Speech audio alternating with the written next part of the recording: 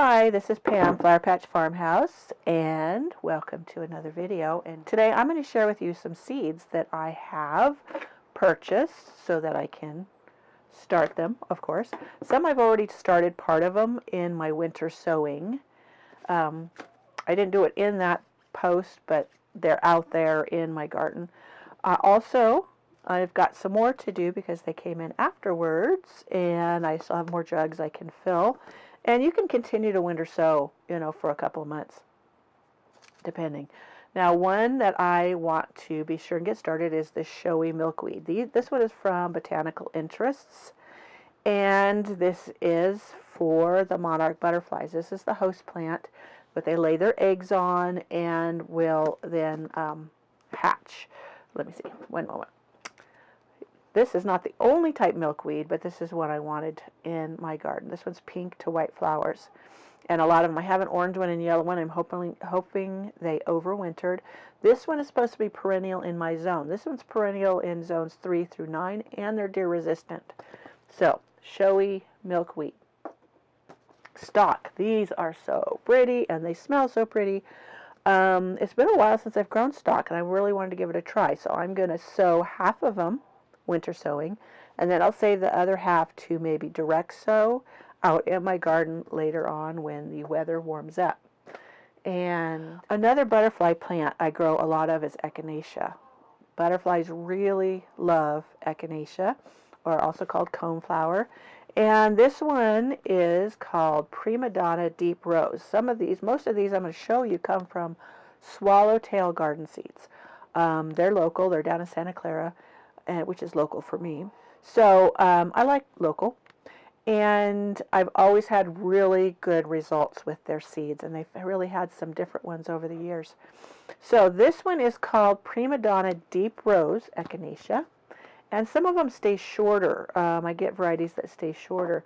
Now, one thing about Echinaceas, like I can plant all these different ones that I'm going to share with you today in my garden, but if I save seeds from them, they won't come true. I can't reseed and have them come true to the parent. If you want them to be true to the parent plant, you either buy more seeds of that parent plant, or you can do root divide, which I have a post, a video and a blog post on how to divide Echinacea so you get them true. Now, I shared with you the Madonna Shasta daisies when I did my winter sowing. This one is supposed to continue blooming better than the others that I already have, and that's why I wanted to try this one. I have tons of crazy daisies, which I love.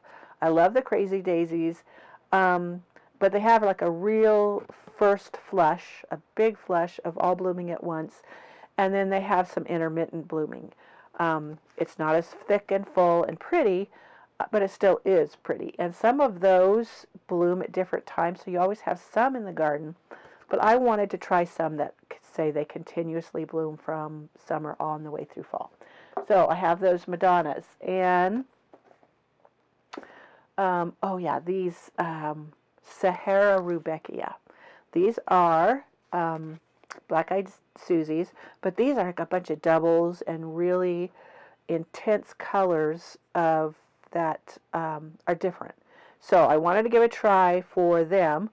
This is something else that really thrives in my garden. And you've seen pictures of my masses of black-eyed Susans, and they really carry the garden through the hot part of the summer.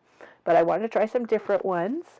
I've tried the cherry brandy one. Is that a cherry brandy? Is that an Echinacea or a cherry brandy? Yeah, that's a black-eyed Susan, Rudbeckia. And they didn't do really well for me. I can try them again, but I tried them a couple times, and they just really didn't do a whole lot that made any impact. So I kind of gave up on them, even though I loved the color. So let's see. I wanted to go through. I'm going to do more cut flowers this year, and as far as cut flowers, they're ones that you can dry, so they're everlastings. And so I have a bunch of straw flowers, different sizes. There's these ones called Swiss Giants Mix, and those, when you pick them and they dry, they last forever. So you can have these bouquets. I remember back in the 80s and early 90s, dried flowers like this in baskets and whatever were huge, hugely popular. I had a friend who did all kinds of things with straw flowers. This one's bright rose straw flower, and statice. That is really, really pretty when you mass them in a basket all together. And there's different colors. There's blues and yellows and pinks and roses. And I haven't tried to grow them up in the mountains. I knew they grew well down in the valley when I lived down there. They love it really hot. But I wanted to try that because they are really gorgeous in those dried flower bouquets.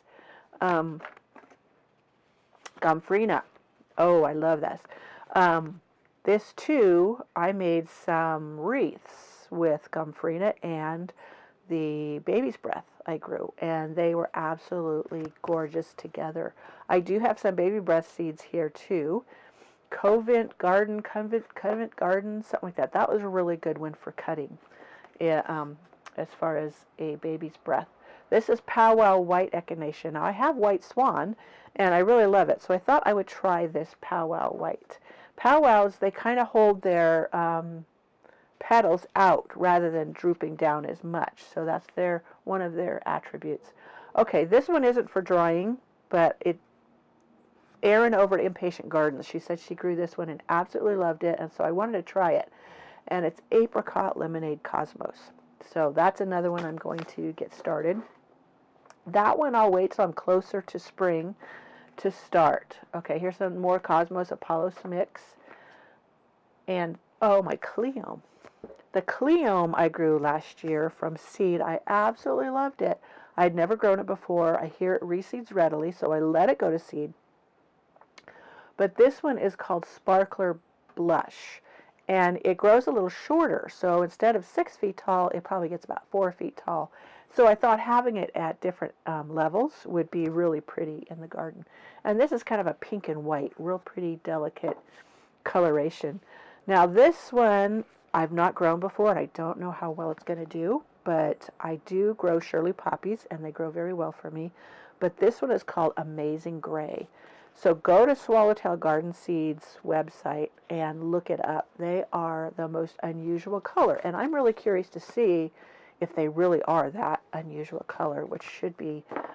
I've never seen gray like that in the garden in any type of flower. So Blue Cap Sea Holly. This is a real pretty blue that doesn't really come in any other flower.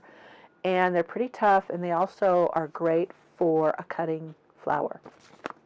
And I've heard they dry well too. And his is another poppy, Shirley poppy mix. This is called Pandora. So those other ones I am growing for cutting. Here, this is a dill bouquet. I'm trying not to dump it out because it's a bit open here. Mice have eaten this. So that tells you I need to have better seed saving source. But this is called dill bouquet, and this is what swallowtail butterflies will lay, is a host plant for them. They'll lay their eggs on it and what have you. So I do have some of this out in my winter sowing container. And let me see, is there any others on there is some others on my list that I haven't gotten yet. And I also wanted to say, out in my winter sowing, I did a bunch of blue delphiniums. I have a whole post on seeds starting for delphiniums, and these are the ones I've gotten some from New Zealand, the Dowdswell Delphinium Garden, I guess it's called. Anyways, they are really, really a neat delphiniums. I've shown pictures on Instagram and Facebook of my different delphiniums, but for some reason I lost my dark blue. Well, I know what I did. I tried to dig them up and divide them, and I didn't do it right, and I killed my dark blue ones, which were just gorgeous. So I'm going to start some more of those. Anyways, that's my seed haul for now. I have a bunch of seeds from last year. I have a bunch of cosmos.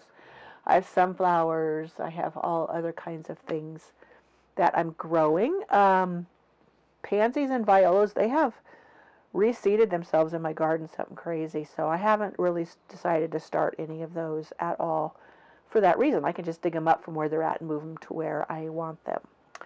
So there is my so-called seed haul. Also, I was going to say, I am going to start zinnias Those are just really a great plant for the later in the summer.